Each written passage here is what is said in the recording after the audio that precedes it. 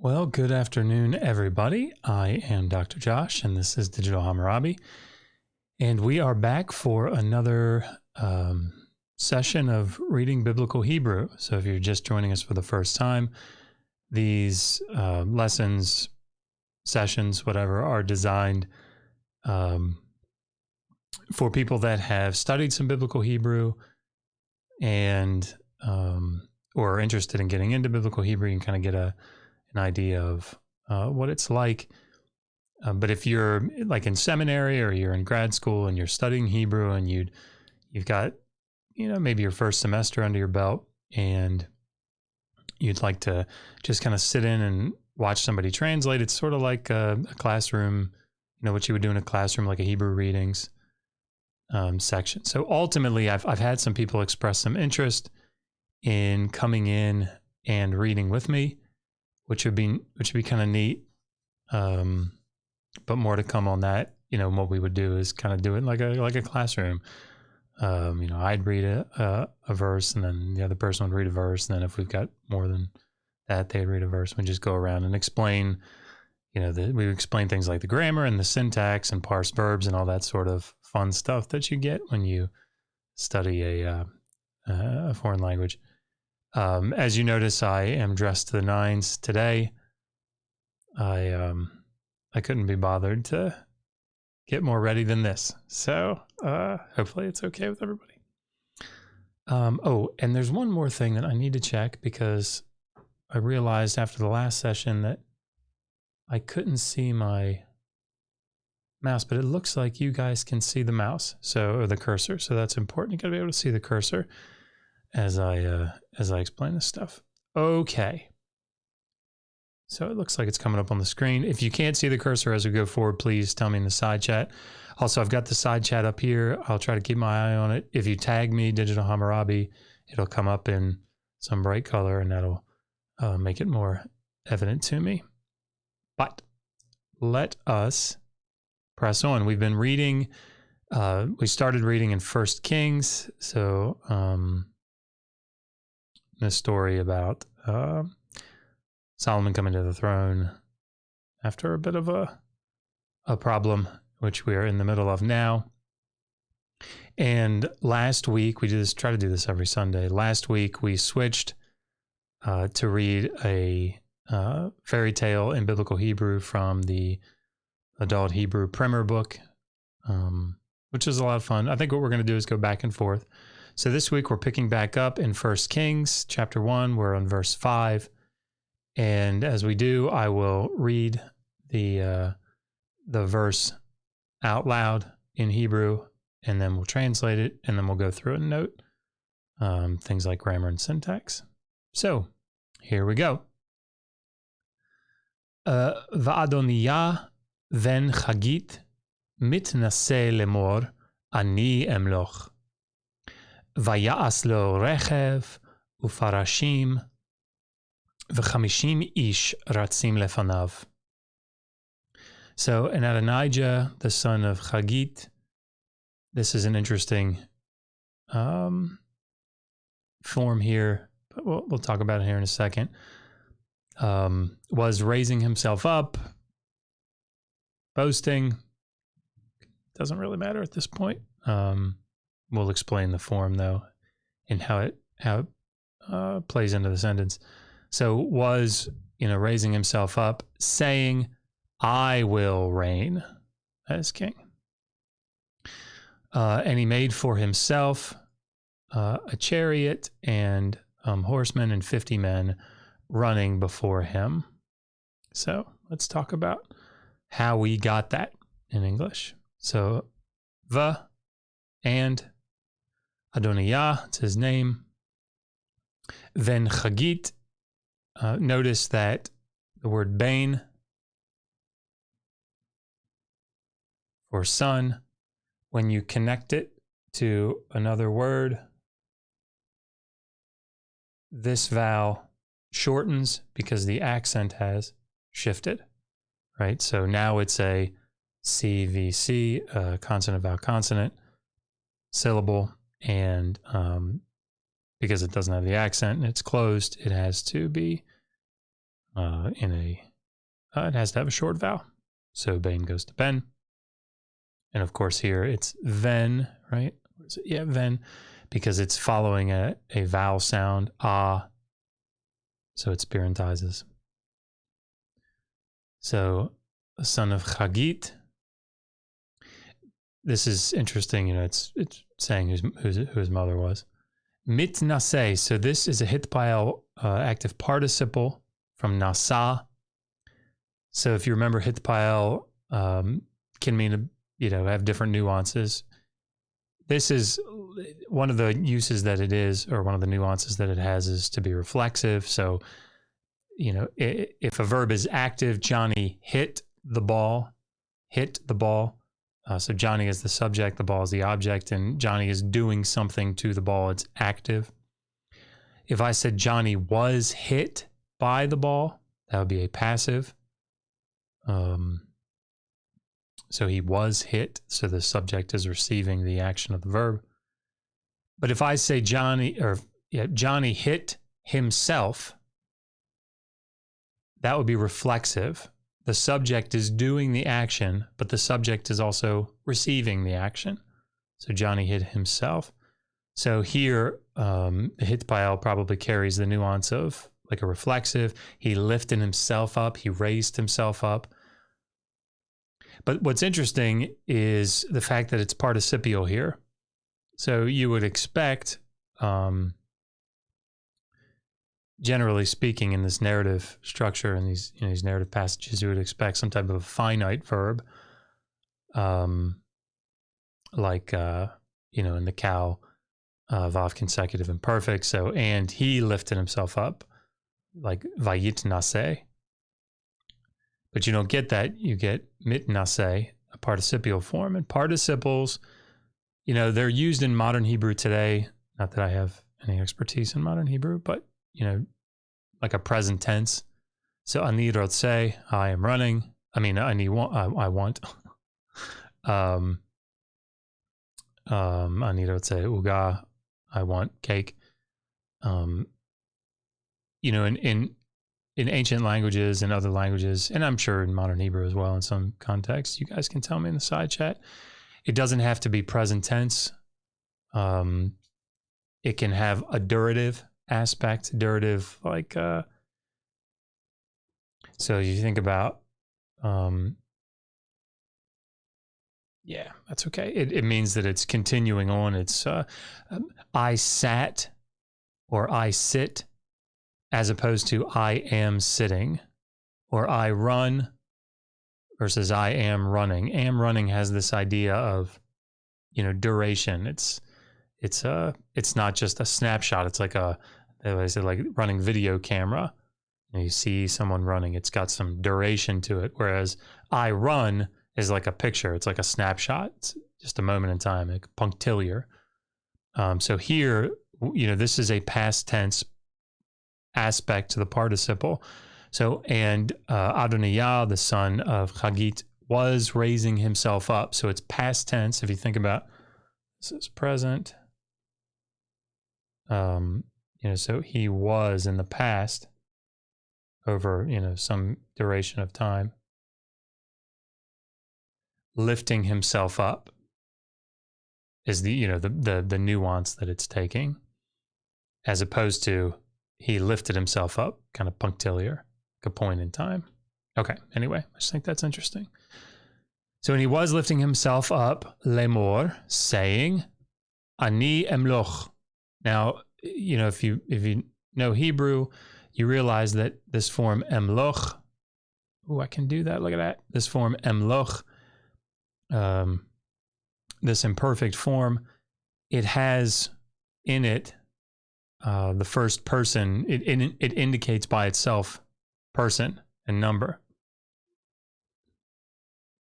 Sorry about that. I need some coffee. So you don't need a pronoun.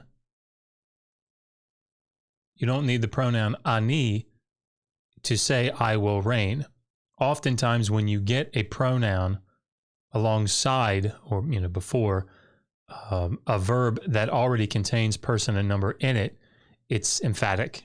in some way, or some nuance of emphasis. So I will reign is probably how I would translate this. And of course, this is the whole problem in the passage, right? Who's supposed to reign after old David dies, right? David's grown old, we saw in the earlier verses, and he's got this young, virgin maiden who's sitting in his lap, but they're not having sex. So David is, getting old and he's going to die soon. So now, like in other ancient Near Eastern cultures and certainly cultures around the world, when there is, the king or the ruler is dying, there often becomes this upheaval, this question of who's going to take his place, who's going to take his place. We saw it with Alexander the Great. He didn't leave behind instructions for who was supposed to reign after his death because it was rather untimely. And so, there's this problem. Those that his generals and other people were, vying for the position. And so that's what we see here.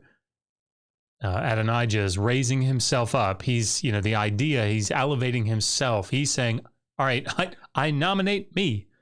I will reign. And to, sort of support his claim to the throne, Vaya'as lo rechev, and he made for himself. So this is from Asa, Ayin Sin Hey, Vaya'as. If you guys remember, what's the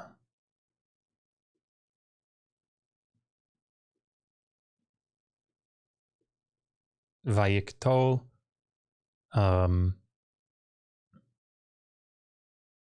So, this is sort of the Cal, Vav consecutive imperfect, third singular, from Katal, and it's sort of the paradigmatic form.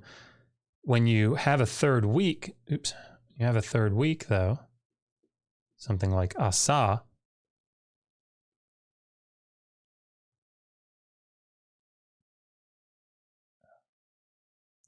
sorry, where did it go? There it is. Okay.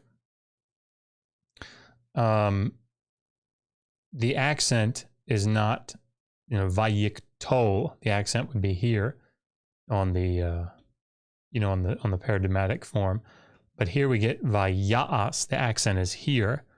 And what happens is, because the accent is shifted back, I mean, if you think about this were like a seesaw or something, vayiktol is nice and balanced, right? But with the accent shifting back here, oh my goodness, there's all this weight forcing the, this side of the plank down, or whatever, the seesaw down.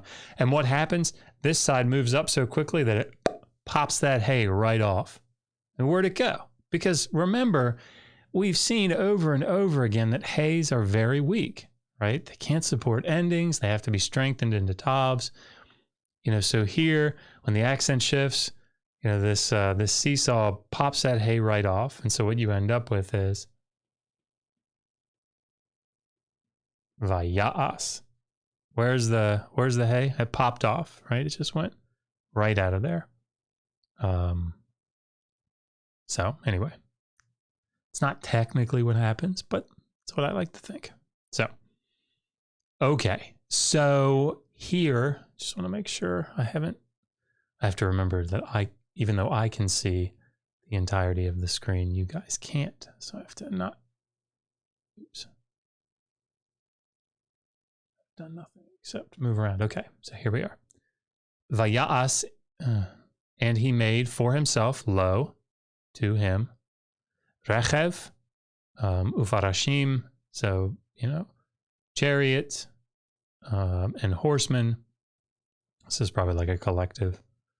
The chamishim ish, so 50 men, again, collective, plural.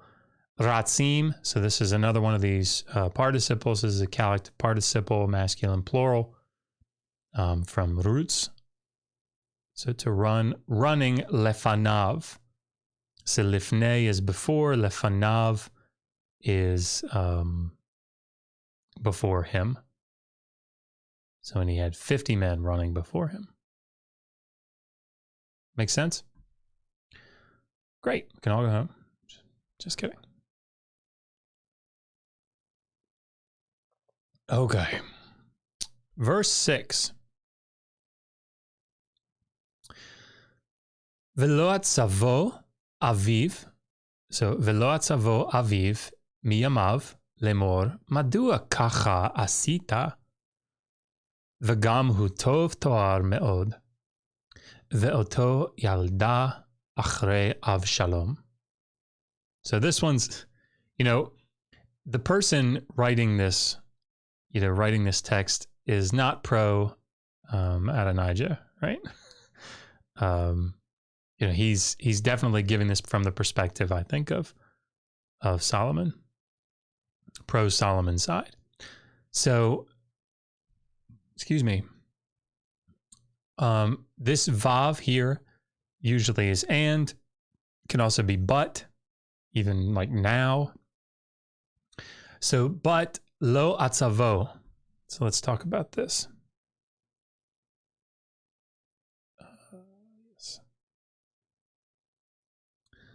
So, atzav would be the cow perfect, third masculine singular from ayin tzadik beit. However, we want to say like he did not reprove him. So o is added. This o is the object suffix. So him. And of course, if we syllabify this and we follow our rules, right, that you remember, this is the tonic syllable, this is the pretonic, and this is the pro-pretonic. I know you guys all remember that. Like you go to bed at night going tonic, pretonic, pro-pretonic. Probably not.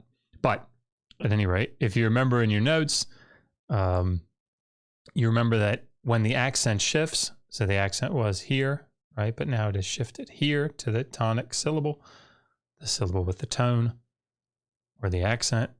You have to reduce some vowels. They would reduce some vowels. So the first thing that you do is you start in a open pretonic syllable. Do we have one of those? Yes, we do. Ayin comets, it's open, it's a CV. Do we have a comets or a tsere? Yes, we do. We have a comets. And so we reduce that to shava. So just erase that. However, we know that the guttural letters, ayin, aleph, hey, chet, and resh isn't a guttural, but it's in that group. They don't, they have certain features, and several of them don't like to have simple shavas underneath of them. They want a composite shava. So here, you'll get instead of the reduction from comets to regular shava, you see here, where is it? Yeah, you get the composite shava. But then you notice that there is so we've done that. Now we go to the other syllable, and what we have here is an open unaccented syllable. And we know that open unaccented syllables need to have long vowels, right? Who doesn't know that? Probably anybody that has like a normal life. So, but we here today, we know that open unaccented syllables need to have long vowels. And so the short patach or pathak goes to a long A comets. So that's how we get this form, atzavo. Okay? That's how the transition took place. Hey, ultra testosterone, there are 14 people, I think, watching this. That's what it says here. So it is popular. Don't make me demod you. Come on, man, you got to be supportive. Obviously this, 15 people watching here. This is a classroom. This is a big class, grad school. So, thank you for all of you out there watching. Okay. Let's keep going. So, so this is your verb with your object, like did not reprove him. He did not reprove him. Who didn't reprove him? Aviv, his father, right? So his father did not, but his father did not like reprove him or correct him or whatever you want to say. Miyamav. So let's talk about that form, miyamav. So we remember, yom is day. The plural of yom is one of these irregular plurals. Yamim, yom yamim, yom yamim.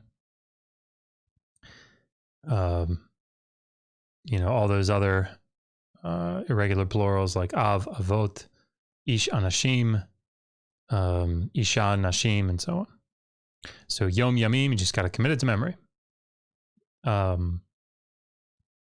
So then when you want to say, when you want to put a third singular object suffix on a pluralized noun, you get this av ending. So you lose the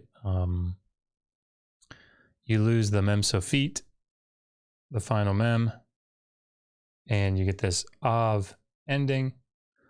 So that explains his days, yamav, his days. But that's not what we have here. That's not all that we have here. We have miyamav. So if we add that preposition min means from, right? Or out of, or it can have several different nuances, but it's the idea of from or out of something, right? When you add this, we remember that noon will become really, really tiny and go into that yod. It'll assimilate into the yod. So if we draw this, and then we get out our magnifying glass. You guys remember our magnifying glass here. I'm very artistic. I don't know if you guys knew that. And you were to look at that, what you would see is actually a very tiny noon in there. It looks like a dagesh, right? It looks like a dot, but it's not. It's a very tiny noon, right? Because it's assimilated to the yod. Don't everybody get your magnifying glass and look in your VHS and try to see a very small noon. It's not there. But anyway. So this is from his days. Now, what on earth does that mean? Min again has this idea of from a group, from a grouping, out of a grouping. So it can be used as a comparative. So in Genesis 3, it says this: the Nachash, the serpent was, more clever than, right? And it's like clever or wise or whatever from, crafty from the other animals. So it's a comparative. So if you had all the other animals, and then you had the craftiness level of all the other animals, and then you had the Nachash is up here, right? He's away from them. He's out of them. He's more than. And so here you have the same sort of thing. It's this idea of out of something. So it's like at any time from out of his days. So if you think about like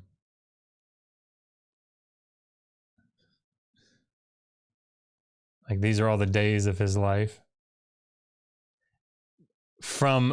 At no time, not one day from, it's kind of clunky, but not one day from all of his days did he reprove him, did he rebuke him, did he, correct him, whatever.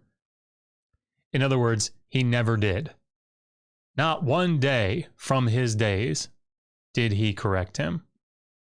So, we would say that here, again, it's idiomatic, but however, but his father did not correct him ever from his days, out of his days. And lemor here is again sort of like, is it like in days? I'd have to think about it. I'd probably have to see it in context. That's a good question. I'm not sure. So lemor here is acting like quotation marks, or, you know, it's sort of like in this way. So how did he not correct him? Well, he didn't correct him saying, quote, this is what he never said to him. Madua kacha asita. Madua, why? Kacha, this is like the long form of the preposition. Ka, like or as. Kacha, like this, like thus. Thusly. To make it even more modern. Thusly, he said. Sorry.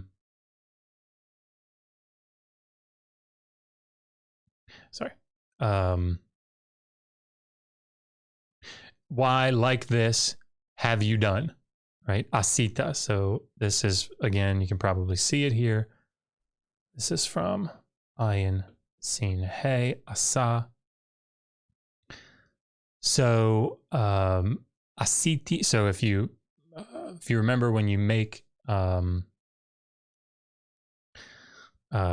you form the cow perfect from a third week, this hey, you can say drops, goes back to whatever, it becomes a yud, and you get, oops, no there, asiti, and the accent stays here. Asiti, asita, asit, asa, asata, and so on. But that's what we're getting here, asita. So this is a cow perfect, second masculine singular from asa. Why, like this, have you done? Why have you done thusly? Why are you acting like this, right? Is a good way to say that in English. So let's put this all together here. But his father never reproved him, saying, why are you acting like this? So it blaming the father here quite a bit, right? The father didn't act as a good disciplinarian, didn't lead his son well, saying, why are you acting like this? Right? And then it gives some more information about why it is. Oh, I'm sitting here clicking the refresh button on the screen for the whiteboard, going, why isn't that working? Because it's on my iPad, not on the computer. Anyway. V'gam hu tov toar. V'gam hu tov toar me'od. So, and also v'gam, and also who, if you remember,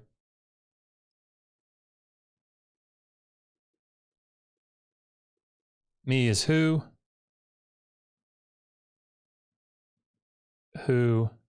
is he, and he is she. Me is who is he is she. Come on, somebody. Right? So here we have who is a pronoun, personal pronoun, third masculine singular. And also he, and even he, but like he was also tov, toar me'od. So like in appearance, good in appearance, me'od. He was very, very attractive, is what he's saying here. But his appearance was very good. It's very clunky, but so again, giving some further rationale as to why he's acting this way. Why is he lifting himself up? Why is he nominating himself? Why is he doing these things? Well, his father didn't rebuke him all his days, saying, why are you acting like this? And also he's very attractive, right? We don't have that problem nowadays though, right? I'm kind of always picture like the good looking football player, right? The high school quarterback from Varsity Blues, you know, all the ladies are fawning over him. All the guys want to help him, be his buddy. Obviously it also has something to do with his quarterbacking skills, but it's very attractive, blonde hair. I think he had blue eyes probably, but yeah, it's sort of stereotypical. And that's sort of what the image that comes to mind here when I think of Adonijah and how he's being described here.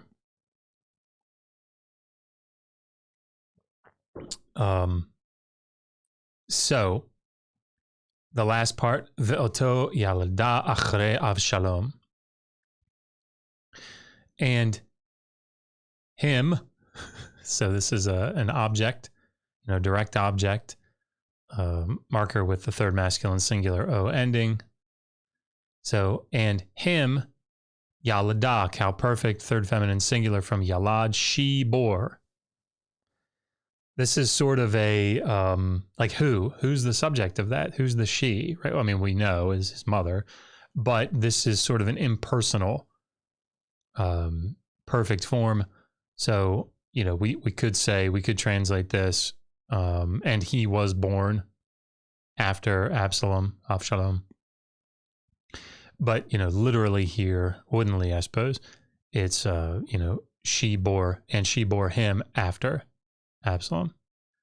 But it's this sort of impersonal third singular.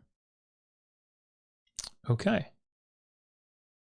So, flying through this, aren't we? Verse 7. Vayihiyu devarav im Yoav ben Surya ve'im Evyatar hakohen vayazru achre Adoniah. So, and his words, plural here, you can see that with the av ending, his words were Vayihiyu im Yoav, with Joab, son of Tzuriah, and with Evyatar, the priest, and they helped Ezer. Ezer is help, so Azar is the verb, and they helped after Acharei Adonijah. So we'll talk about that construction, but they helped him. This is sort of marking the object. They supported him. You could say maybe, anyway, we'll talk about it. So here's an idiomatic phrase. His words were with Joab and with Evyatar. So this is sort of idiomatic. It could be, some people have taken this as far as like conspiring, but I mean, definitely it's the idea they talked when he spoke, they were listening.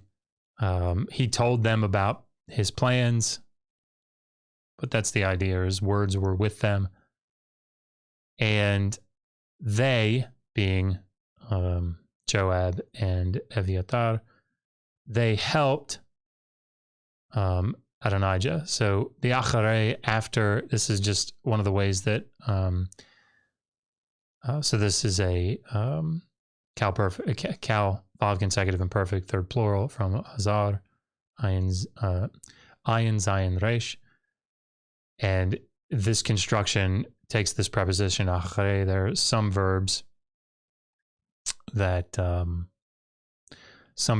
take beit as a marker of an object. Some verbs take a lamed. And in English, it doesn't seem, to come across, because normally acharei we translate as after. So here it seems kind of weird to do it woodenly, but this is just, a particular usage of acharei going with this particular verb. So, so his words were with Joab and with Evyatar, the priest, and they helped him. Then it draws the contrast. V'tzadok hakohen, uvenayahu, then Yehoyada, v'natan hanavi, v'shim'i, v'rei'i, v'hagiborim, asher David, lo hayu im Adoniah. Okay. Here, because of the idea, the context, I would say this is a contrast. So the vav is acting as not and, but like but. But Zadok, the priest, so Zadok, in the way we say it in English, Benayahu, the son of Jehoiada, and Nathan, the prophet, and Shimei, and Rei. So these two people, and the warriors, the Giborim, who were to David, who belonged to David, right? David's warriors is a good way to say that.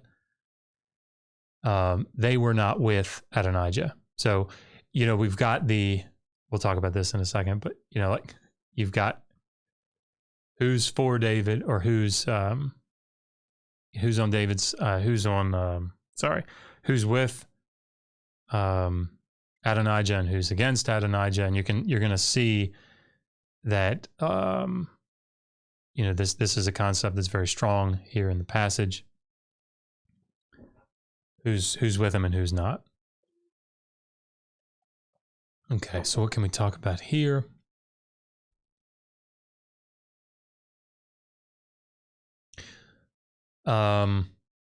Notice that it's fronting, syntactically here, it's fronting all of these subjects. Normally we would have, verb, subject, object order, but here we're getting, for emphatic purposes, I think, all of the subjects up front. Excuse me.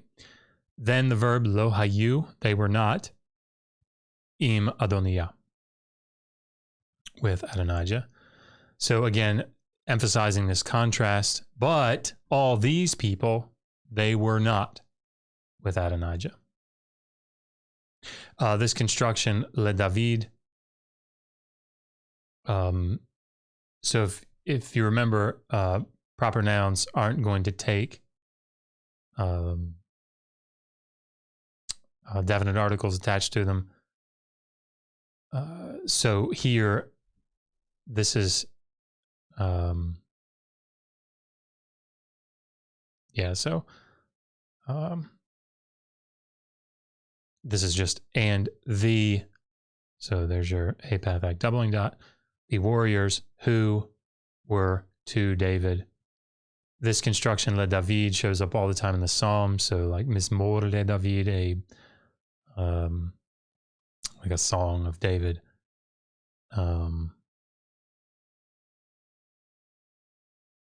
Right? Okay.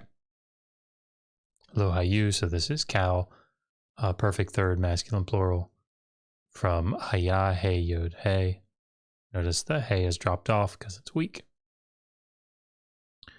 Okay, boy, we are moving a lot faster than we moved last time. Verse 9. Vayizbach Adoniyahu, tzon vakar umri. Im even hazochelet. Hazochelet. Yeah, did I say it that way? Yeah, I did. Zochelet. Asher etzel en rogel. ויקרא את כל אחיו, בני המלך, ולכל אנשי יהודה, עבדי המלך. It's a long verse. So, vayizbach. So there's a cow, while consecutive, vav consecutive, imperfect. Third singular from Zayin Beit Chet. So zavach is to sacrifice. Vayizbach, so you get vayishmor.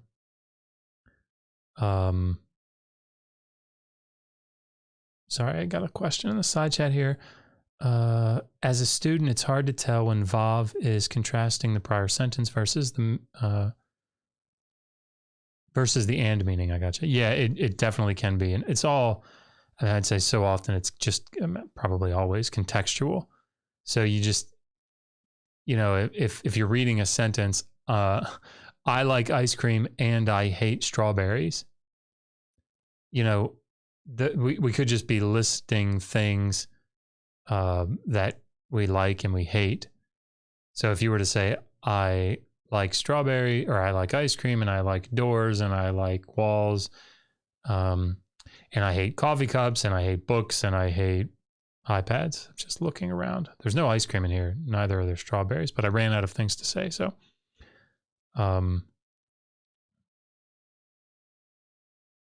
those, could be in list format. So I think it would be fine to say and. However, if you're saying, if somebody says, what do you like and what do you hate? Then it would be appropriate, I think, in the context to say, I like ice cream, but I hate strawberries, right?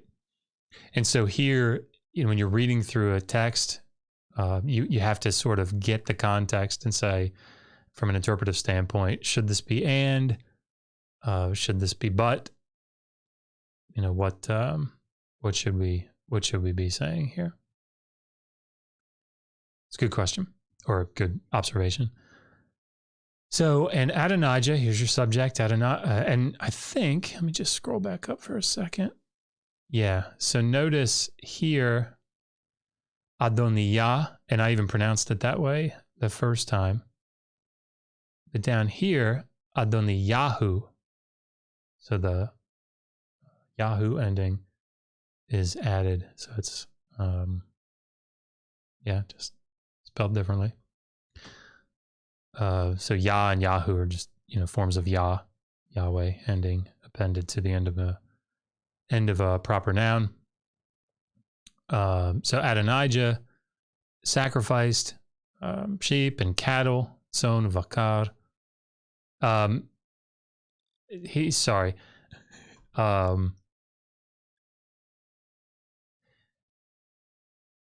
There are 3 letters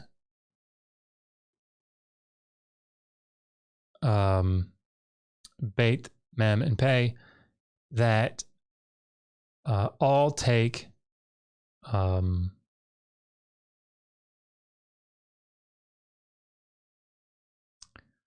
I'm trying to remember the story. They all take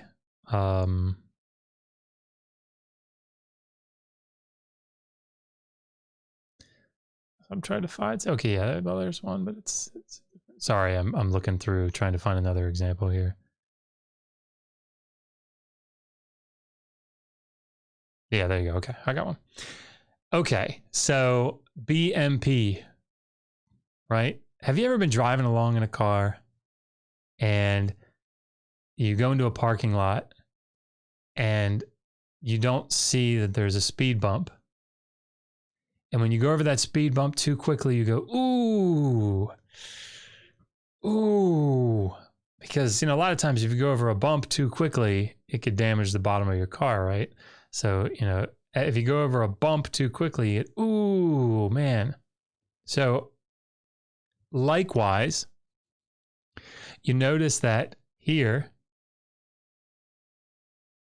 you don't have vakar, you have vakar. There's a bait there.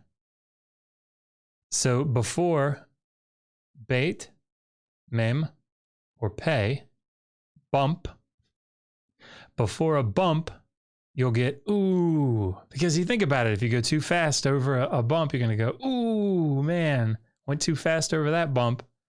So before a bump, you get ooh. Does that make sense? If it does, you just have a goofy sense of humor like I do. So if I scroll down here, here's a meme. Can you see that? Yes. So you don't have madua, you have madua. I thought I saw one with a pay, but anyway. So before a bump, you get ooh, because that's what happens. You go over a bump too quickly. Ooh, man, that's bad. So before bait, mem, and pay, you will get ooh instead of va. Okay. Here you have umri, but for, you could say there are 2 different reasons that you have the ooh here. One of them is it's clearly a mem, right? So that would justify. However, there's a shava, and before a vocal shava, you won't get v muri, you get u muri, because before a vocal shava, you get u as well. So 2 reasons that there's an u there. Okay. So Adonai just sacrificed sheep and cattle and fattened calves. Im even hazochelet. So this is an interesting use of the preposition im. I don't remember it happening all that often. But im, im normally means with. But with certain verbs, oftentimes verbs of motion, the im marks like the termination point. So where this thing ends, where the action ends is maybe a good way to say it. So you often have it with, it's translated like at or by something. So here we have, and he sacrificed im even hazochelet. Even hazochelet is, a place. So im would be like at. It's where the sacrifice, the action of sacrifice terminates, where it ends, because you wouldn't say, and he sacrificed with even zochelet. Even hazochelet. It's at that place. So just an interesting use of im to take note of. So, and he sacrificed all these things at even hazochelet. Asher, which is eitzel. I had all kinds of goofy ways to remember these things. So eitzel is beside. I used to work security. And the only thing that we had when we did security was these mag lights. The mag flashlight. I'm going to erase that because that looks really weird. But those big flashlights that are like this long. And I guess, they thought you could hit somebody over the head with it or something. Well, those were like 2 or 3 cell mag lights, the batteries. But if I were going to, if I really wanted to be a good security guard, I would want to have beside me an 8-cell mag light. I would want to have next to me, because you normally wear them like on your hip. I'd want to have next to me an 8-cell mag light, flashlight, right? That's what I would want. An 8-cell beside me.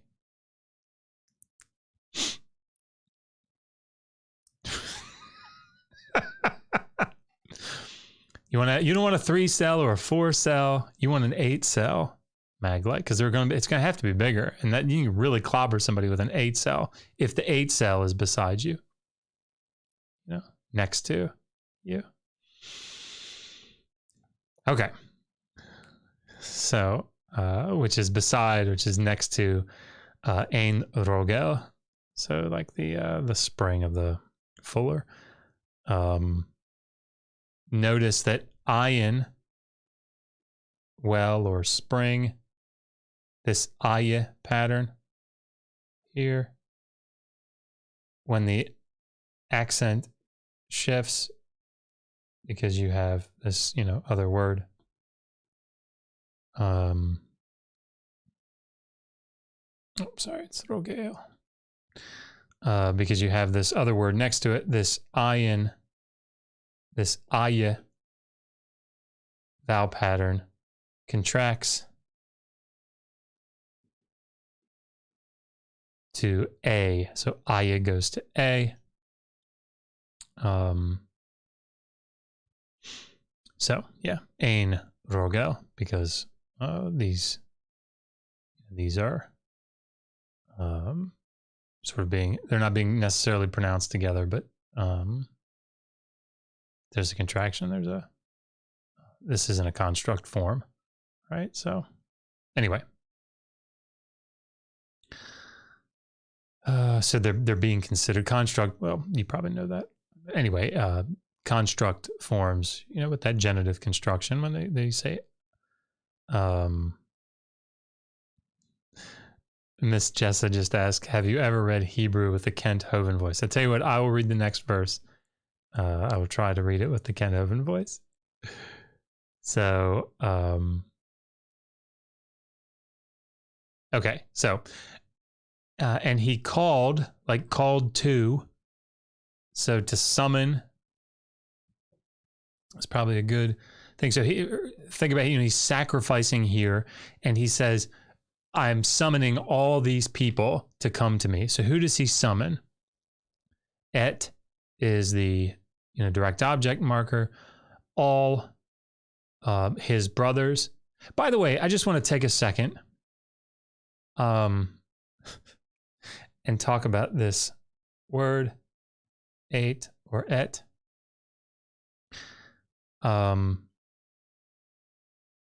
Somebody made a really big deal about this word that shows up in the Hebrew Bible all over the place, and nobody translates it. It's so crazy. I mean, how is it that this word that appears over and over and over again in the Hebrew, you can see it everywhere? How come they don't translate it? It's a big secret, right? Aleph is the first letter in the Hebrew alphabet. Tav is the last letter, the first and the last. And the Alpha and the Omega. Sorry, I don't mean to roll my eyes quite that noticeably, but the first and the last letter. So they see this as Jesus. And because Jesus is showing up all over the place and nobody's translating it, it's some sort of great conspiracy, because Jesus is all throughout the Old Testament. Case closed. No, remember, 8 is a direct object marker. Essentially what 8 is, it's a big arrow pointing to the next word, right, or phrase, saying, this is, it's saying, hey, this is the direct object. Okay, so that's all 8 is doing. You don't translate it, right? It's just a big arrow saying, yo, that's the direct object here. Okay. Korag Nightwolf says, really? Yep, really. So, and he called et, whom did he call? Kol Echav, so all his brothers. B'nai HaMelech, so let's talk about that form real quick. If you remember, Bain is son. If you want to make that a plural, I'm going to switch back. The plural is banim, right? In the construct form,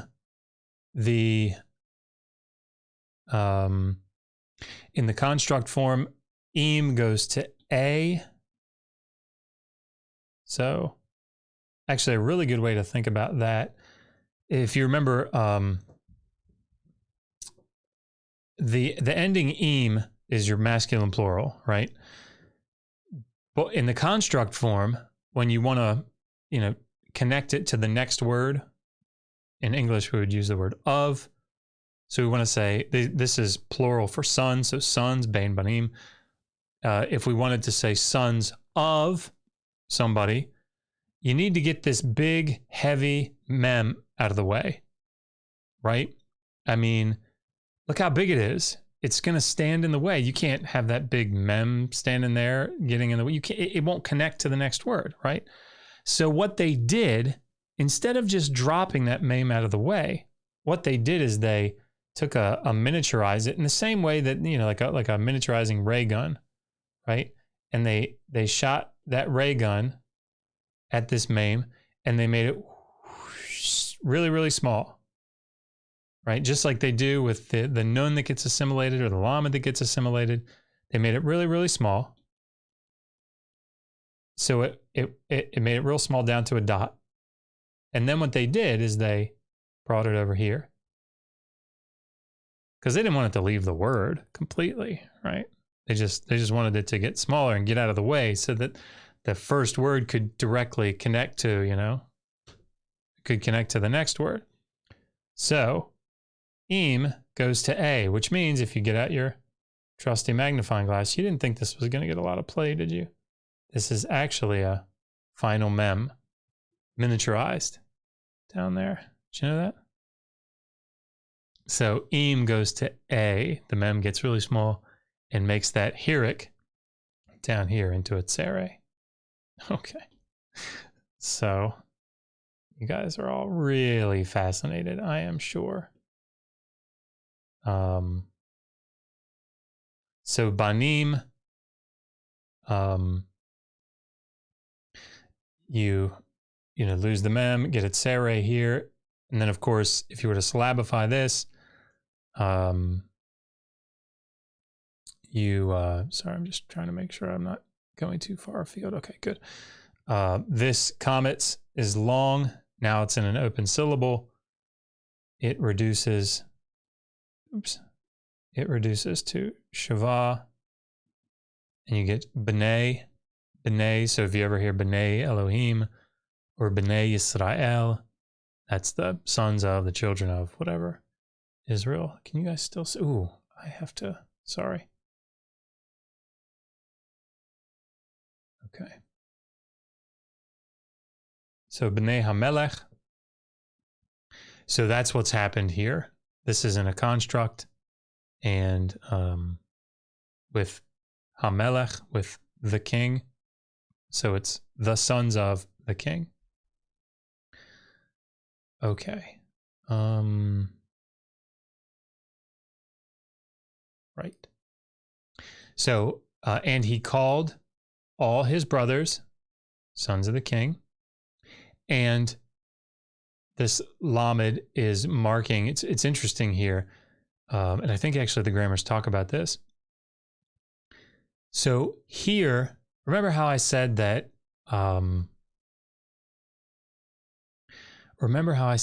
some verbs mark their direct object with different, it can mark it with different prepositions, it can mark it with the direct object marker 8.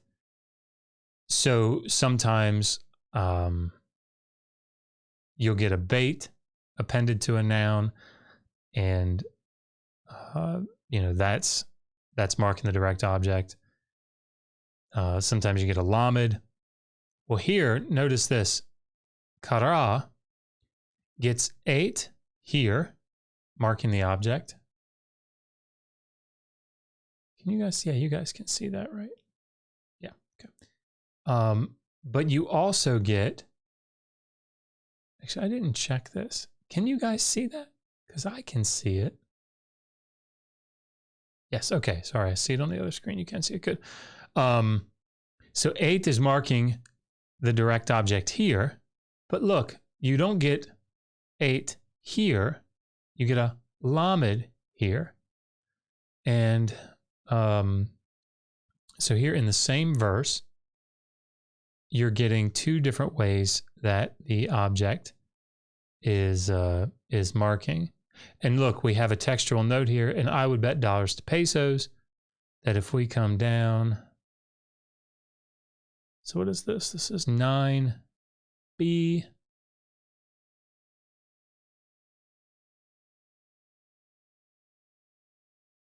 Yep, okay. So 9AA and B. So a paucity of manuscripts have the 8 kol. See that? The 8 kol. The 8 kol. So what that's saying is a few manuscripts read this v'et kol instead of ulechol. Does that make sense? Trying to, probably trying to keep or consistency here. You have the 8 as the direct object marker and then the lamed here. Yeah, so anyway. So Anshe Yehuda is the men of Judah. Here's that same thing. So Ish Anashim, and then this im ending goes to a. So Anashim, Anshe, and the vowel reduction and silent shava there, closing the syllable, Anshe. So the men of, or the people of Judah, Avdei Hamelech. So let's talk about that. Eved, a word that you guys have heard me say an awful lot, I am sure. Eved, it means, slave, servant, whatever.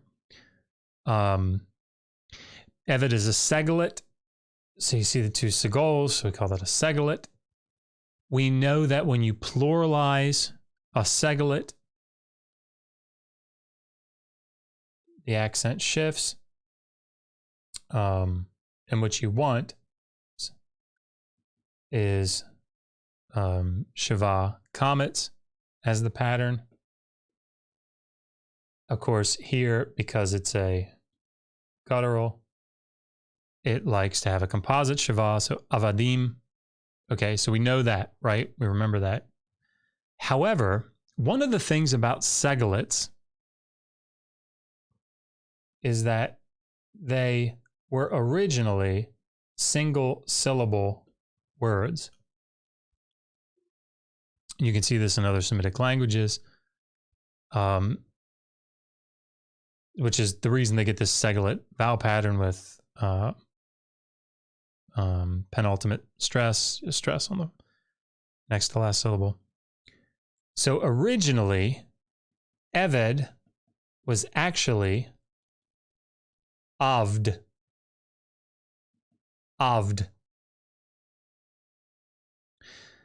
And we know this because it shows back up when you put certain endings on.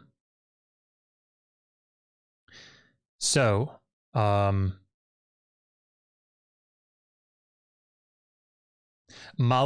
Tzedek.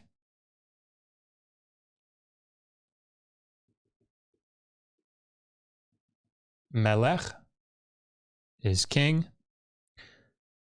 Notice it's a segelet. Melech, you get the penultimate stress, tone on the penultimate syllable. Okay, when you want to say, kings, gracious, you get your, consistent Shava comets pattern in the plural. However, other endings will do different things. For example, if you want to say my king, E is the ending, first common singular ending for my. You don't get mel ki, you get mal ki. So malk, this a vowel, you'll get an initial a, an initial pathak, initial segol, initial hirik, just depends. Regel is rag laim in the dual. Ragli, my foot, my leg. So here, what word are we on? Eved, right? Eved. When you make so if you make this plural, you get your im ending, the Segol comets, Shiva comets pattern. However, when this contracts in the construct form and you get, you lose your mem and it scrunches up real small, it goes down there and becomes a dagesh, a dot in the tsere. These vowels go back to their original vowel. Right. So where is it? There it is. Of day. Does that make sense? 17 people watching going, but hopefully not. You guys are probably like, oh my gosh, that makes so much sense. Before a bump, you get ooh. Okay, anyway. And actually, you know what? There's another way that you can do it. Sorry. Because now I remember my professor that taught me this. He had it a slightly different way. Remember, this oo sound, the vowel, it's an oo sound, is called a shorek. A shorek. So before a bump, you'll get a shorek. Because you see that bump coming, you go, oh no, I gotta get out of the way. And you swerve, and it's a shorek. You're gonna wreck for sure. It's a shorek before a bump. Okay, so 2 ways that you can remember that. Okay, I'm probably the only one laughing here. Everybody else is just sort of staring at the screen. What is he talking about? Okay, I think we can do one more verse, and I said that I would do this one in the Kenthoven voice. Let me try it. Ve'et Natan Hanavi Venayahu Ve'et HaGiborim Ve'et Shlomo Achiv Lokara. Okay? Beseder? All right, anyway. So notice here we get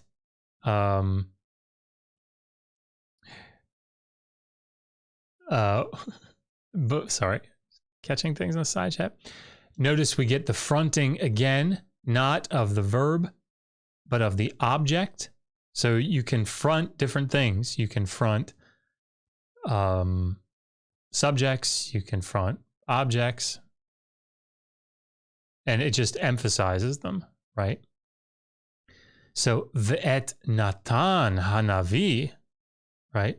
But, and this is again another thing, another place where you would translate but Nathan the prophet and Benayahu and the warriors and Solomon his brother, he did not call.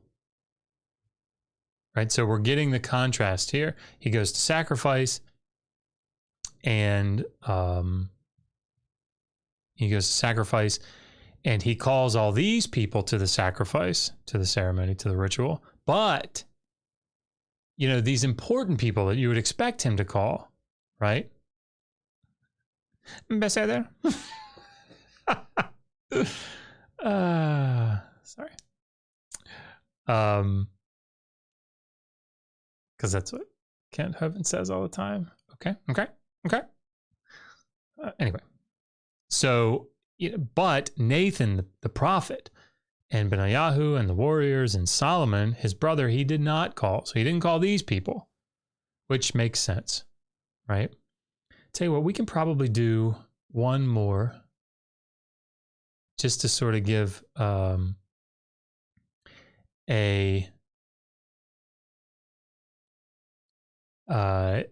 little taste of what's coming if you haven't read this story before.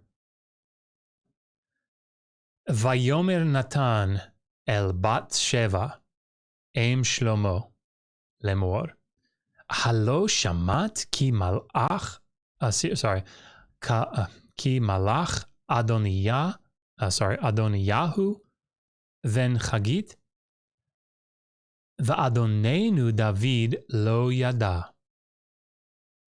And Nathan said, so here's your standard word order, Vav consecutive imperfect, third singular from Amar, Ayin, Aleph Mem Resh, Vayomer Natan, so the verb, then the subject, then the indirect object, El Bat Sheva. So and Nathan said to, El is to or toward, Bathsheba, Bathsheba, who was Aim Shlomo, the mother of Solomon, Lemor, so here's your sort of probably like more of a quotation mark.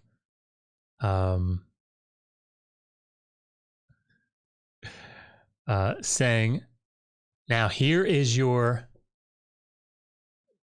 thing that we normally expect when you have a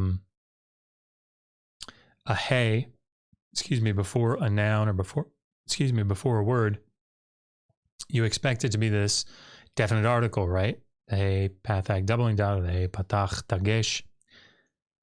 Here, however, we don't have this. What we have is ha with a composite shava.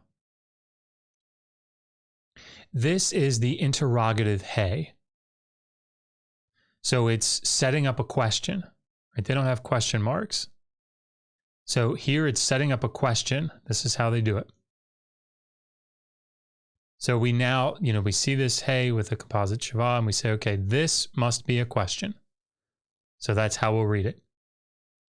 Have you not heard? So shamati, shamata, shamat, shama, shama'a. So shamat.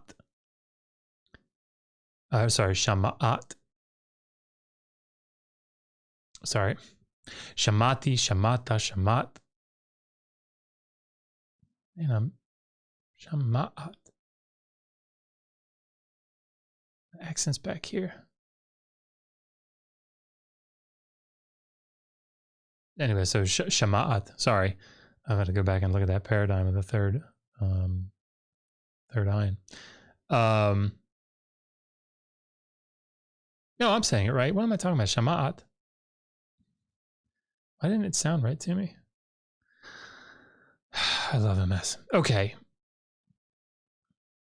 Have you not heard? So this is a cow perfect, second feminine singular from Shin Mem Ayin. Have you not heard? Ki, that, right? Ki is like that sense because, but here, ki is that. Have you not heard that Malach Adoniyahu, then Chagit?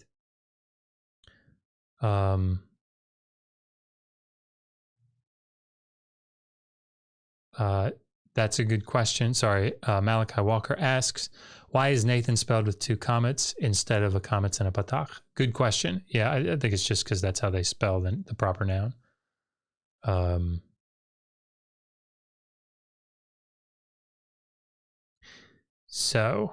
Right. Good question though. Yeah. Oh, do I need to scroll down? Yeah. Let me scroll down just a little bit. Okay. Yeah, you can see it. So, and Nathan said to Bathsheba, the mother of Solomon, saying, have you not heard that Adonijah, I want to say is ruling, but it's cow perfect, right? It's like a past tense, not past, but it's like a perfective aspect here. Like has taken the kingship, maybe is a good way to say that. Adonijah has taken the kingship, has begun to rule maybe, or yeah, but I think has taken the kingship is probably a decent translation, getting across the idea. Has started to reign or has, yeah, anyway. So the Adonijah, the son of Chagit. But, or maybe not, but, maybe. But let's just start with and. And Adonenu, let's talk about that. So, Adon, Lord. Have I talked about?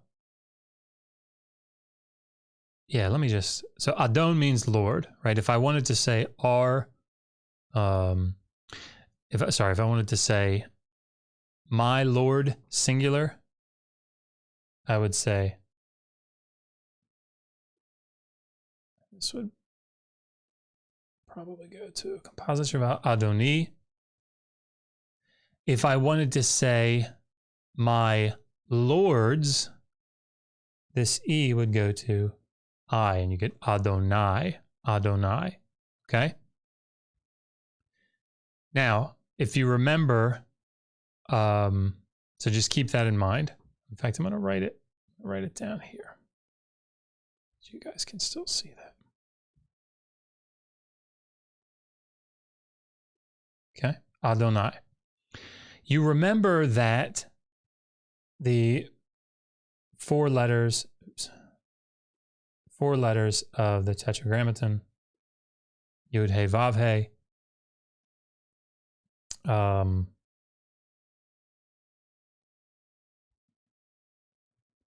probably something like that. Yahweh, but might not get that. Anyway, it's so, but anyway, it doesn't matter how it was pronounced. It's not really important for this. So you remember that they didn't want to, the Masoretes, when they were reading the text of the Hebrew Bible, they didn't want to pronounce the Lord's name. And so what they did in order to make, so what they said instead was Adonai, our lords, magisterial sort of plural. I'm sorry, my Lord. So whenever they would come to the Tetragrammaton, they would say Adonai instead of Yahweh. Okay. However, some people still kind of screwed it up, right? They'd be reading along and they'd see the Tetragrammaton and they'd say Yahweh, oops, right? So in order to make sure that the name wasn't pronounced, by the way, I'm really sorry if I'm offending anybody by saying that name out loud. It's not my intention. In order to keep themselves from doing that and to remind the reader, hey, this is not, don't pronounce this, pronounce Adonai. They took the vowels from Adonai and put them on, the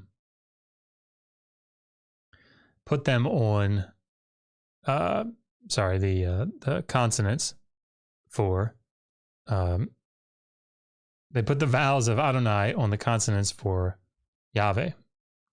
And you'll often, just because it's a Yud there, you'll see that simple Shavah. So what is, like in the 15th century or the 17th century, I can't remember. Later, people came back to the text and tried to pronounce this word. And they went, Yah,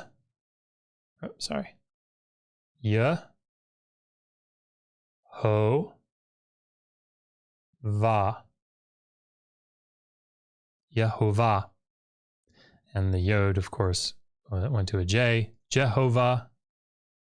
So if you think about the word Jehovah, it's not, it is a word because we've made it a word now, but it wasn't, nobody said Jehovah, right? That it was just telling you that these vowels,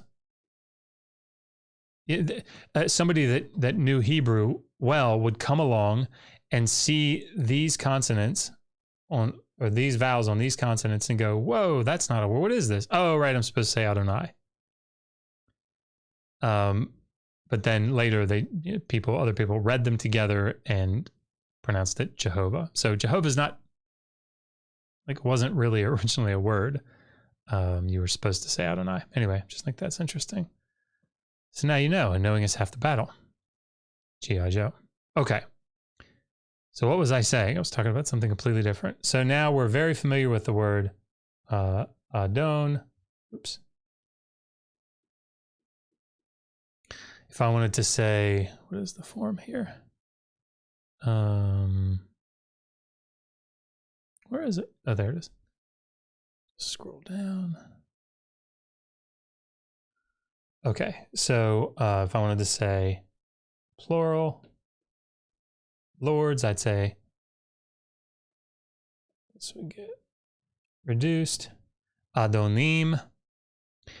And if we wanted to say lords of, we would say adonai. And the ending for R, like O-U-R, is new. So here we have the form Adonenu. Now you'll notice that that you would think that you would just see either U, because you have a Shavah here. You would expect to say maybe U, or just the V like this, but you don't. You see Va. Oops. You see Va, Adonenu. And the reason is that this is, it's like vowel harmony. I can't remember what it's called. But yeah, it's vowel harmony between these. It's like reflecting back. I can't remember the technical term. Maybe vowel harmony is the technical term. Anyway, but that's why that's there. So if you look at this form, now that form makes sense. Va'adonenu, and our Lord, David, lo yada. So I just want to point this out. Two things I want to point out. Notice that you would expect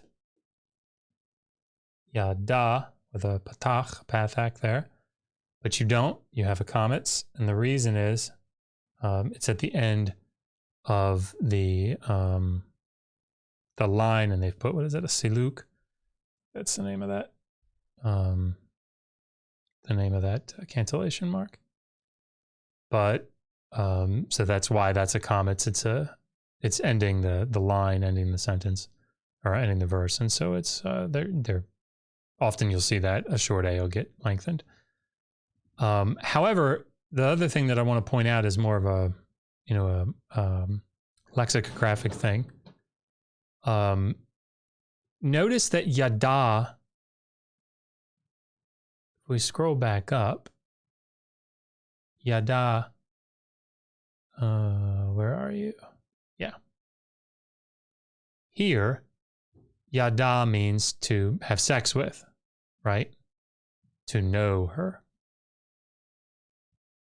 Here, what are we, like 6 verses later, 7 verses later, maybe, I don't know. Not much later. Yada is used again, same context, right? I mean, like it's sorry, not the same context, but it's like in the same area. It's in the same passage. But yada here doesn't mean to know sexually, right? It just means to be aware of something, does not know. So I want it from a hermeneutic standpoint, it's very important for everybody to realize that proximity doesn't necessarily mean that you're going to have the same meaning, right? You can have different meanings different meanings of the same word, even in the same context, immediate context. It's a good thing to look at that. It's a good thing to look at how is it used in other places nearby or in the same book or whatever, but you can't rely solely on that. Here, it's clear that David, didn't have sex is not what it's meaning. Is not what it means here. It's David doesn't know. So to sort of sum it up, Nathan, the prophet, comes to Bathsheba, the mother of Solomon, and says, "Do you not, or have you not heard that Adonijah has begun to reign, the son of Chagit, and our Lord David does not know, has not heard, it has not been made known to him. He doesn't know about it." Right. So starting in verse 12, he's going to launch into his plan to get Solomon on the throne instead of Adonijah. Okay. Well, guys, we've been going how long? 1:26, about an hour and a half. This has been great. I really appreciate you guys hanging with me. And next week, we will go back to, we'll alternate back and forth. We'll go back to the Jack and the Beanstalk story from the Adult Hebrew Primer.